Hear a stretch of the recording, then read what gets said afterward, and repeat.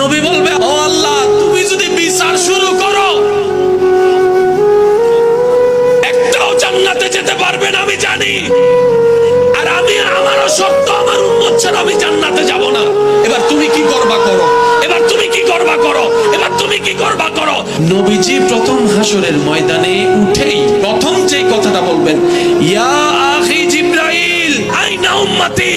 ও জিবরাইল, আমার উম্মত কোথায়, আমার উম্মত কোথায়, আমার উম্মত কোথায়।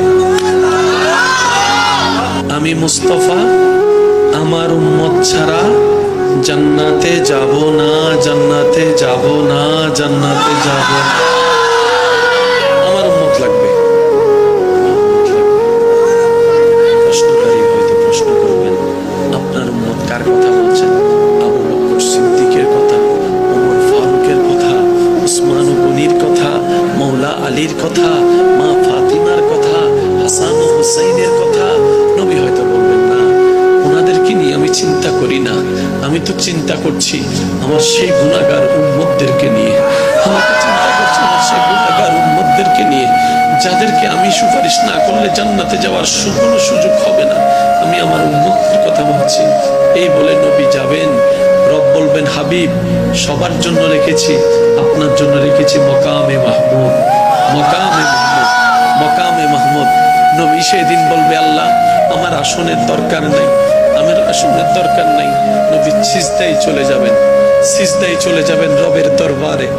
কঠিন মুহূর্ত শুরু হয়ে যাবে, চতুর্দিকে নফসি নফসি স্লোগান শুরু হবে। নবী সিজদায় চলে যাবে। নবী সিজদায় যাওয়ার পর আল্লাহ তাআলা বলবেন, ইরফা রাসাক। ও নবী, মাথা কেন নিচু করলেন, সিজদায় কেন পড়লেন? আজকে তো আপনার কান্না করার দিন নয়, আজকে তো আপনার হাসার দিন, আনন্দের দিন, আনন্দের দিন। অন্যদের নফসি নফসি করার দিন, আপনার তো নফসি নফসি করার দিন নয়, আপনার তো কান্না করার দিন নয়। ও হাবিব, তায়েফে অনেক কেঁদেছেন, আমি আল্লাহ মানা করি নাই। মক্কায় অনেক কষ্ট করেছেন, আমি মানা করি নাই। আপনি বদরের মধ্যে অনেক কষ্ট করেছেন, আমি মানা করি নাই। আপনি উহুদে দন্দান শহীদ করেছেন, রক্তাক্ত হয়েছেন, আমি মানা করি নাই। আপনি আমার জন্য যথেষ্ট করেছেন, আমাকে খুশি করার জন্য, আপনি আমার প্রেমের পরীক্ষায় দেওয়ার জন্য যথেষ্ট করেছেন। হাবিব, হাসর এটা আপনার জন্য। আরে সে হক হে মসনদে রিফাত রাসূলুল্লাহ কি দেখনি হে হাসর মে ইজ্জত রাসূল।